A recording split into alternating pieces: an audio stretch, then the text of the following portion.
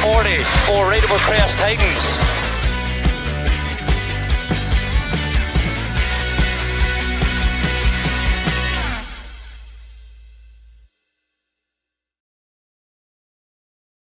Last time out in the Britpart All-Wheel Drive Safari Championship in association with Par Homes and Whitchurch MOT Centre, we saw championship hopeful Andy DiGiulio crash out, and closest rival Douglas Devonall Batt taking maximum championship points, making that title fight even closer.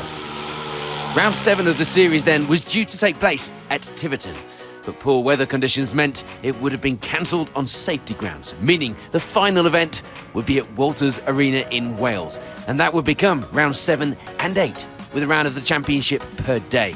And it's round 7 from Saturday that we're looking at in this show. This weekend would be the first time we'd see the new Polaris Pro R for Ian Gregg and Jason Noakes, just seeing what it was capable of, and clearly it was big things. They lead the way after 2 runs. They were catching a few cars on the course though, luckily not getting held up for long or losing much time.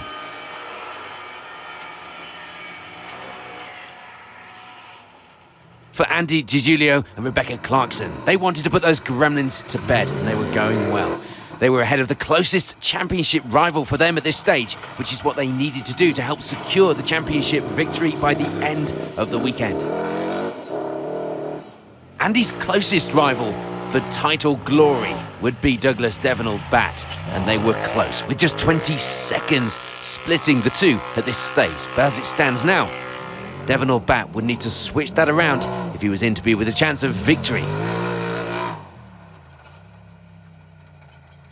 Mick and George Chick would be leading the way in Class 7, themselves not in the fight for the overall championship this season, but they were looking to secure a place on the podium.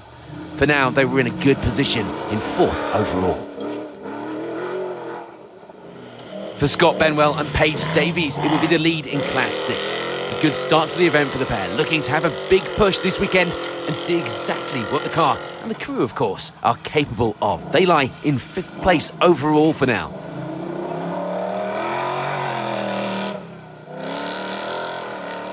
Cy Batch and Kieran Fogarty, meanwhile, will be another of our crews fighting for an overall podium position in the championship race. So they had to finish and get through the day to keep that hope alive. For now, things were going well. 6th place overall.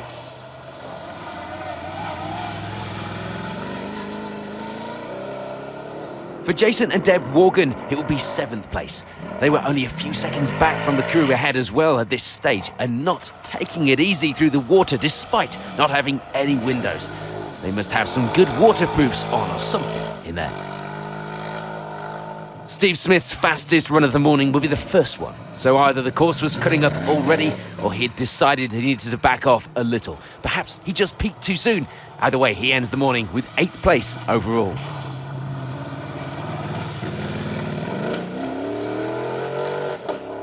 For Gareth Edwards, it will be 9th place to start the day. A good result last time here was proof he can go well at Walters Arena. But for now, this weekend, he had some positions to make up and a bit of ground as well, if he was going to get close to repeating that feat. And rounding out the top 10 at this stage will be Max Cook. 4th place in Class 5, but in a close battle in that class position to keep hold of his 10th place. And that will be a battle with this man, Paddy Barker. Only 1 second between the two after 2 runs of the event, so it was all to play for as the day unfolded. It was a new car to get to grips with for Jasmine Philpott and Simon Kerfoot, or at least new to Jasmine, having sold the previous car and bought into a share of her dad's Lofthouse Freelander. It would be a mixed morning to say the least, going well for the most part, but they would get lost on the first run, also picking up 2 punctures on the following run. Still, despite these issues, they end the morning with 12th. In Class 8, it was the lead for Alan Kirkland. A good lead in that class would see him with around a minute of an advantage at this early stage. And it will be a similar story as well for Ed Smith. He leads the way in Class 3 with a good solid advantage at the top of that class and in 14th overall.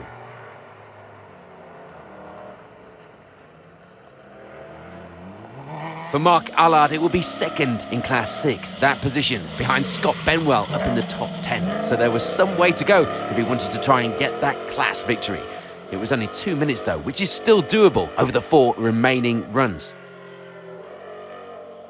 In Team Tennant, it will be Philippa doing the driving this morning. James calling the course. It was going okay, but visibility in the car with mud on the inside of the screen was far from ideal, as you might expect. For now, they lie in 16th place overall. For Rob Morris, it will be second in Class 8. Probably not as high up the order as he would have wanted to be at this stage, but things were still going the right way. And there was a chance to go the right way on the leaderboard as well through the afternoon. It had been a tricky morning though for Kieran Jones and Eloise Donovan. They had a problem with the wipers, not what you need on such a wet course. It would cause them to go off and hit a bank, luckily, without too much time lost though, and without too much damage either. They managed to keep in the lead of Class 4 and in 18th overall. Another car's debut this weekend, this time the turn of the new GSR for Nick Fleming. And indeed, the first time at Walters Arena.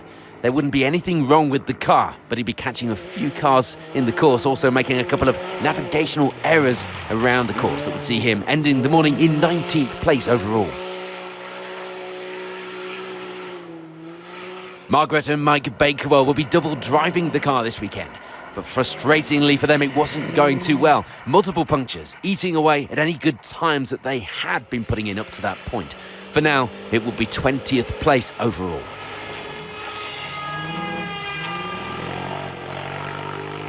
For Nick Pritchard, it will be second place in Class 3 and lying in 22nd overall as well at this stage. Harry Nicol and Dave Hooper, though, have a bad start to the event. The throttle jamming open on the first run, having to nurse the car back to try and get the issue sorted before the next run of the day.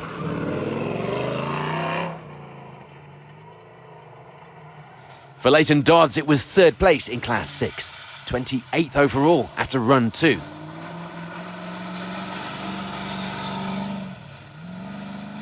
And this will be the first time behind the wheel on an off-road course in 15 months for Hannah and Steve Mitchell.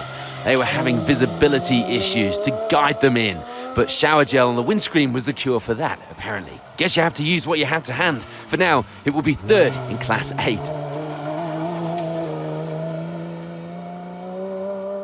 Here come Dave and Lindsay Bakewell. They needed a finish for the championship class result here at the first round at the double header at Walters Arena. So it will be a measured drive this weekend to make sure that they get just that.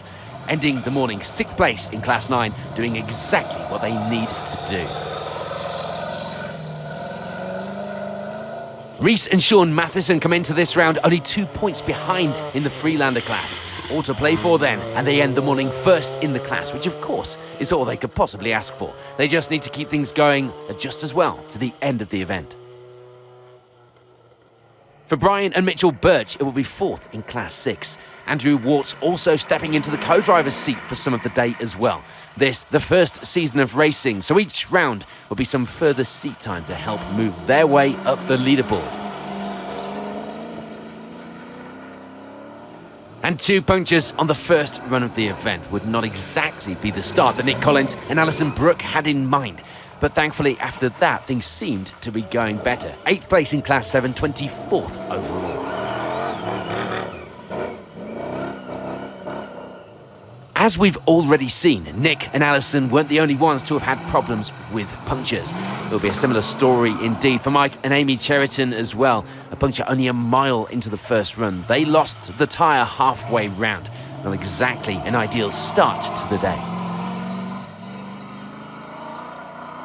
By contrast, there wouldn't be any problems to report for Paul and Nathan Kite. Happy to report that the car was running well and that they were staying out of trouble to lie second in Class 4 at this stage. For Daniel and Alan Wilcox, it would be a pretty bad day at the office. A puncture on run 2 would only be the start of the problems. The main issue would be a hard impact on the car, causing the engine light to come on. Issues with the car after this, forcing them to have to call it a day. Like many others out there at Walters Arena on this first day of the doubleheader, Andy Whittle will be suffering with poor visibility. The windows steaming up on the car as all the water had got in. He was running the high box this weekend because of the longer straights on the event. So it was going to be a fast event, certainly one you don't want to have your visibility issues on. First in Class 2 at this stage was not bad going, all considered. For Thomas Parker, it will be third in Class 1. The Freelander going well, but he still had some time to make up to get anywhere near the top of the class. Ian Charles and Helena Wilcox-Charles will be another crew suffering with steamed-up windscreen problems. Their outcome would be worse, though. It caused the pair to crash and have to call it a day. For Carl and Morgan Box, it would be a steady run. The car not really set up for these conditions. And they, unfortunately, despite trying to take things easy, wouldn't last long. They go off when the steering breaks, having to have help from a fellow competitor to get the car out and limp it back to service to try and repair things ahead of the next round. And this weekend, that's the very next day. So with the morning's runs complete, the leaderboard is starting to shape up. Here's how it's looking at round 7.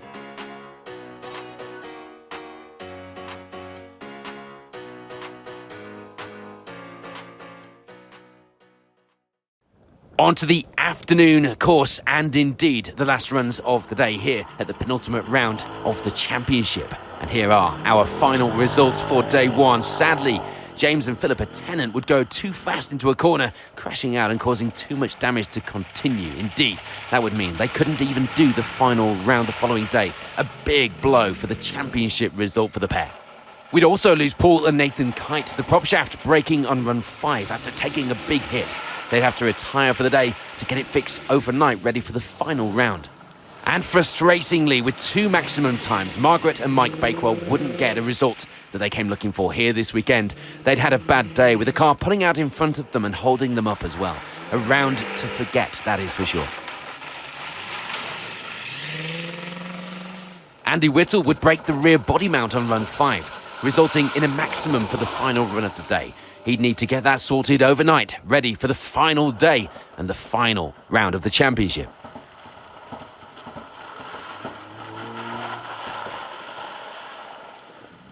Mike and Amy Cheriton lost the power steering on run 3, but thankfully, once repaired, the day went much better. They end the event 9th place in Class 7.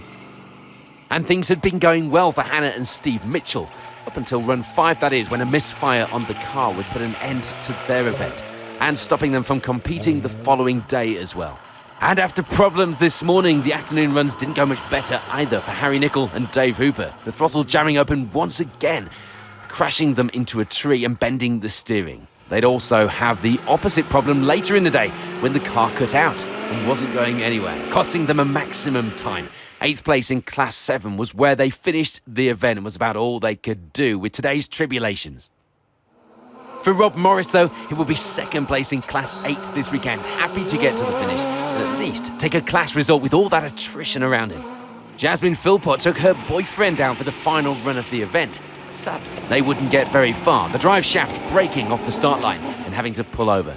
They get a maximum and end the day down the order. A shame, because prior to that, the pace was good out there on this slippery Walters Arena course. Reese and Sean Matheson did what they needed to do this weekend to secure a class victory in the Freelanders series for round 7, topping the results in that class and now leading the championship going into the final round the very next day. Brian Birch, meanwhile, wasn't having much luck, breaking the half shaft on run 3 and again on run 6, a day to forget, but still managing to get to the finish with 4th in Class 6. Dave and Lindsay Bakewell, meanwhile, were just needing a finish from this penultimate round, but that wasn't an easy task in conditions like these. A puncture on run 3, and then the pair losing the power steering on run 5, having to do the final run of the day without it wasn't helping, but they do get to the finish, and with 3rd in class. Things, meanwhile, went to plan through the afternoon for Nick Collins and Alison Brooks. Some good times would see them finish, and with 6th place in Class 7 as well. For Nick Pritchard, it will be 2nd place in Class 3. Happy enough with just getting to the finish on this penultimate round. And Leighton Dodds gets to the end of the event, 3rd in Class 6. A strong end to the day with a consistent pace throughout the runs. A change in Class 7 sees Chris Bowler ending the event, 3rd in that class, 17th overall. And Kieran Jones and Eloise Donovan were still having some problems out there. The gear stick breaking off on run 4, having to finish the run in 4th gear. Luckily, it was a pretty easy fix, so they could get back to normal for the final runs of the day to take first in Class 4. For Mark Allard, it will be 2nd place in Class 6 by the end of the event, and in 14th overall as well. Meanwhile, it will be a 2nd in class finish for Steve Smith, this time in Class 9, finishing in 13th place overall. Paddy Barker takes 3rd in Class 5 at this round, a good end to the event with 12th on the overall leaderboard. And it was victory in Class 8 for Alan Kirkland, finishing just outside our top 10 overall in 11th place as well. Sybadge and Kieran Fogarty would have a few issues to contend with, much like many of their fellow competitors in the final runs. A puncture, the throttle jamming open, and the gear knob coming off. There's a theme here, can you see it emerging? All on run 5. It cost them around 2 minutes in all, but at least they finished, and with 2nd in the class. Nick Fleming, though, had a much better afternoon, learning the course and starting to move up the order. He'd be looking forward to next season now as he ends today 2nd in Class 5 at the penultimate round.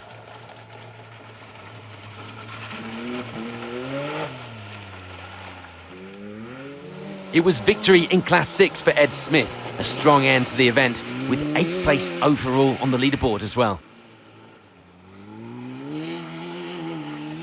And Gareth Edwards gains some positions through the afternoon to move up to 7th overall, taking the Class 9 victory with that pace as well. Some more time gained and some more movement in the right direction on the leaderboard for Max Cook would see him taking 6th place overall, and with it, the Class 5 victory. You have to hand it to them, it had been a faultless drive for Scott and Paige Benwell. They take 5th overall with no issues to report. It was more than enough for victory in Class 6 as well here at round 7. And speaking of class victories, it would be the Class 7 victory for Mick and George Chip, finishing just outside our podium positions overall in 4th. But in terms of the championship, it was one step closer in that battle for the overall season podium. And what of that championship fight? Well, there simply wasn't anything more that Douglas Devon Bat could do to take any more points from this round, settling for 3rd overall, 2nd of the championship cruise, and a good finish once again, but now the championship may just be slipping out of his reach. Andy DiGiulio and Rebecca Clarkson then do everything that they need to do for a championship result here at the penultimate round. A puncture on run 5 briefly dropping them back, but they managed to take 2nd place and, more importantly, maximum championship points from this round. But taking victory this weekend and perhaps giving us a look at what was to come will be Ian Gregg and Jason Noakes. They pushed hard all day with the intention of seeing if anything would break. Well, the destruction testing was complete. Everything was good, just a spanner check needed ahead of the next day and the final round. So with round 7 of the championship complete, the results by the finish looked like this.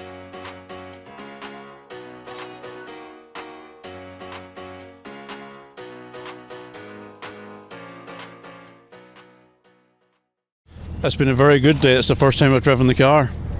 So we were working on it lastminute.com till I think it was 3 o'clock yesterday. Top job by all my lads getting it ready. And yeah, my first time to drive it in Angra. I drove it up and down the lane before we put it on the lorry, and yeah, it's doing all right. Yeah, a little bit of drama. Hit water towards the end of the lap on lap 1, I think, didn't it? Lap 2, broke the bonnet open. So we cut the bottom out of a plastic bin and patched that up. Then I think we had a puncture on run 4. Yeah. We lost a minute. Yeah, we did. So, and we went half a minute off the lead, going into the last run, and pulled it back. Yeah, it was great. Thanks to my wonderful co-driver. Yeah, it's been good. Nice steady drive. Tried to keep it all in one piece, no punches, so we've done well today. It's been one of them days for us. Just a case of keeping it clean and keeping it in one piece today. So Yeah, we're happy with it. Luckily, no punches. Everyone else had a lot of punches, but luckily we've avoided that situation.